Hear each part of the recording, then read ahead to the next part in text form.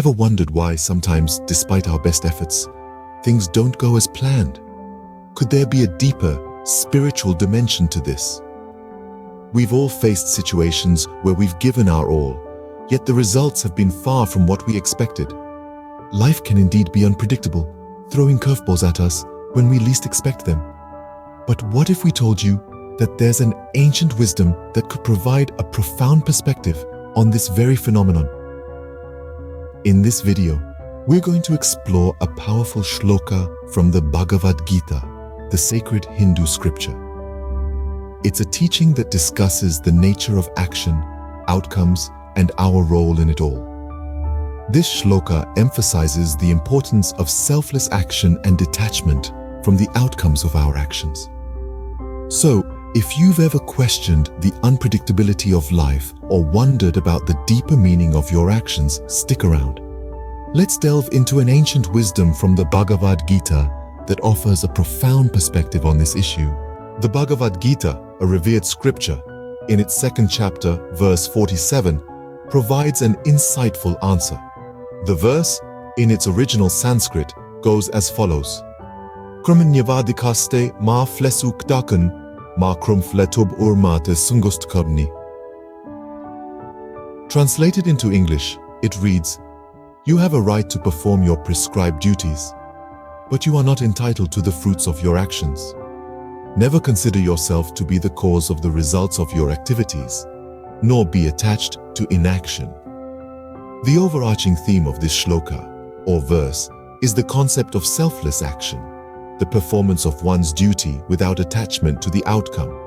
It teaches us to focus on the task at hand and to not be swayed by the potential rewards or results. This powerful message from one of the world's oldest spiritual texts continues to resonate today. So, what does this mean? Let's break it down. The first half of the shloka says, "You have a right to perform your prescribed duties, but you are not entitled to the fruits of your actions." Imagine you're a seasoned gardener. Each day, you tend to your plants with utmost dedication. You water them, nurture them, and watch them grow. Your duty is to provide the best care for your plants, to create the ideal conditions for their growth. But do you control the blossoming of the flowers? No, that's beyond your control. The flowers may bloom, or they may not. Your duty is to tend to the plants, not to control the outcome. This is the essence of the first half of the shloka. It speaks of duty, of the actions we are prescribed to perform. Each one of us has a role to play, a duty to perform. And it's our responsibility to carry out that duty with diligence, with sincerity. But here's where it gets interesting. The shloka says we are not entitled to the fruits of our actions. This means we shouldn't perform our duties with the sole aim of reaping rewards. Our focus should not be on the outcome, but on the action itself. We perform our duties because they need to be done, not because of what we might gain from them. Think about it. How liberating it is to just do your duty without the constant worry of the outcome. It frees us from the stress of expectations and allows us to fully immerse ourselves in the task at hand. Now, this doesn't mean we shouldn't strive for success or desire positive outcomes. It simply suggests a shift in perspective. Instead of being driven by results, we should be driven by the act of doing, the process, the journey.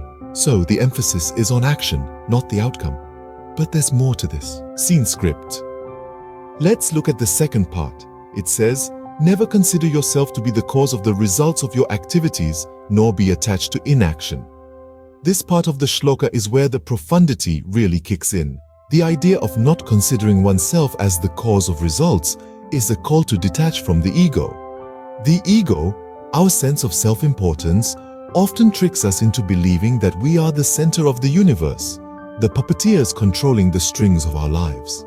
But this shloka tells us to let go of that illusion. It's about understanding that while we control the actions, the results are influenced by a multitude of factors, often beyond our immediate control. It's about accepting that we are part of a larger tapestry of life, interwoven with countless other threads. We perform our roles, yet the ultimate unfolding of the tapestry is not solely in our hands. This part of the shloka is also a warning against inaction. It's easy to misinterpret the advice of detachment from outcomes as an invitation to lethargy or indifference, but that's not what it means. The shloka doesn't advocate for us to stop acting or striving. Rather, it tells us to act without attachment to the results. Think of it like this. Imagine you're an artist, deeply engrossed in painting a masterpiece. Your focus is on each brush stroke, the blend of colors, the projection of your vision onto the canvas. You're not fixated on how much the painting will sell for, or what critics might say about it. You're simply immersed in the act of creating. That's the essence of action without attachment to the outcome. Inaction, on the other hand, is a trap.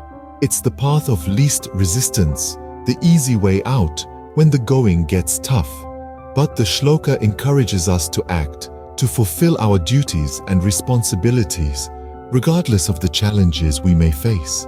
So it's about doing our part and leaving the rest, without falling into the trap of inaction.